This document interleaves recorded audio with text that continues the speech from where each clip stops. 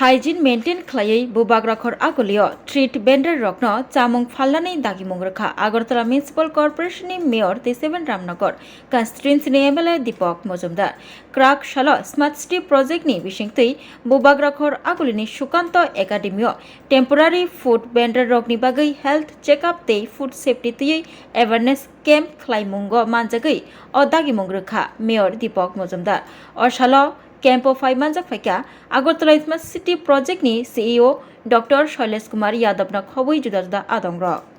এবং আপনারা যারা এই ভেন্ডাররা আছেন তারাও যাতে সুস্থ অবস্থায় এই ব্যবসার সঙ্গে যুক্ত হন, কারণ আপনাদের সুস্থতার সঙ্গে এটা অনেকটাই নির্ভর করে যারা ক্রেতা তাদের সুস্থ থাকার ক্ষেত্রে। তা আমি আশা করব যে আমাদের পিএম স্বনিধি যে প্রকল্প, যে ভেন্ডারদের জন্য যে প্রকল্প, যে কাজগুলি আমাদের এখানে লক্ষ্য করা যাচ্ছে, আমাদের যে 3100 জন যারা ভেন্ডার আছেন তারা সবাই কিন্তু নিয়মিত বাকি টাকাগুলি যেগুলি ব্যাংকের মাধ্যমে এখানে ব্যাংকের পরিষেবা দেওয়ার বাধ্যতামূলক আছে, ছিল আমরা লোন নিতে 10,000 টাকা করে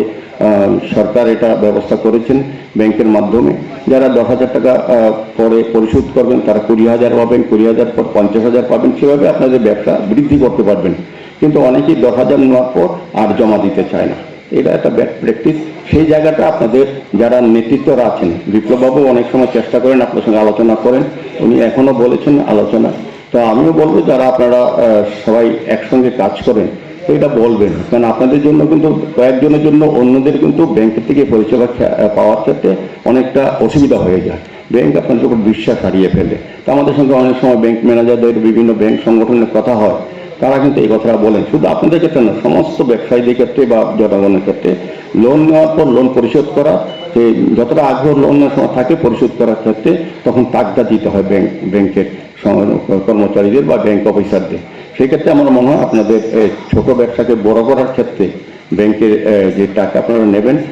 সময় মতো পরিশোধ করে আরও সুবিধার সুযোগ নেওয়ার চেষ্টা করবেন, এই বিশ্বাস আমি রাখছি। কাজে আলোচনা বিবেচনা করে আমি বলবো যে স্বাস্থ্য শিবিরে যেটা আয়োজন করা হয়েছে সেই সুযোগটা আপনারা আজকে গ্রহণ করবেন। আমি এখানে বিভিন্নভাবে বলবো যে